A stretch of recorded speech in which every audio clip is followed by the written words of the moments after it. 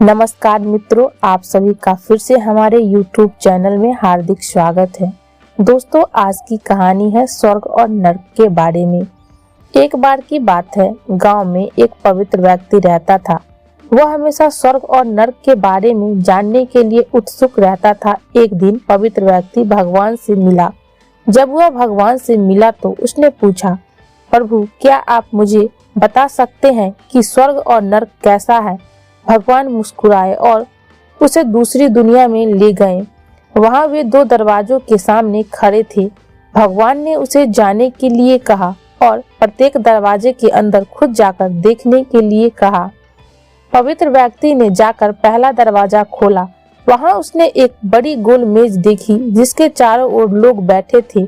मेज के बीच में स्वादिष्ट सूप का एक बड़ा बर्तन रखा गया था। वहां बैठे सभी लोगों के हाथ में बहुत लंबे चम्मच थे। मेज के बीच में स्वादिष्ट सूप के बर्तन तक पहुंचने के लिए चम्मच काफी लंबे थे, लेकिन लंबे चम्मच के कारण भोजन से भरा चम्मच लोग मुंह में नहीं ले पा रहा। लंबे चम्मच की वजह से खाना न खा पाने के कारण वे सभी दुबले पतले और बीमार लग रहे थे। वहां के लोग बहुत दुखी थे। वहां पीड़ित लोगों के दुख को देखकर पवित्र व्यक्ति कांप उठे। वह उस कमरे से बाहर आया और दूसरे कमरे का दरवाजा खोला। दूसरा कमरा बिल्कुल पहले कमरे जैसा ही था। बड़ी गोल मेज और उसके बीच में एक स्वादिष्ट सूप का बर्तन। वहां बैठे सभी लोगों के लंबे चम्मच था, लेकिन वहां के लोग स्वस्थ थे।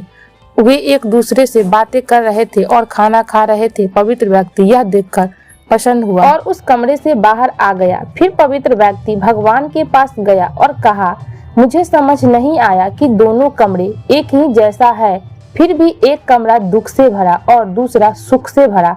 भगवान ने उसे समझाया, आपने देखा कि लंबे चम्मच दूसरे को खिलाने के लिए ठीक ठाक है, लेकिन खुद को खिलाने के लिए ठीक नहीं है।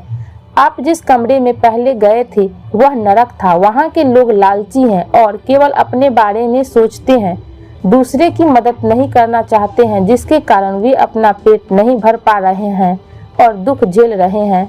और दूसरा कमरा स्वर्ग था।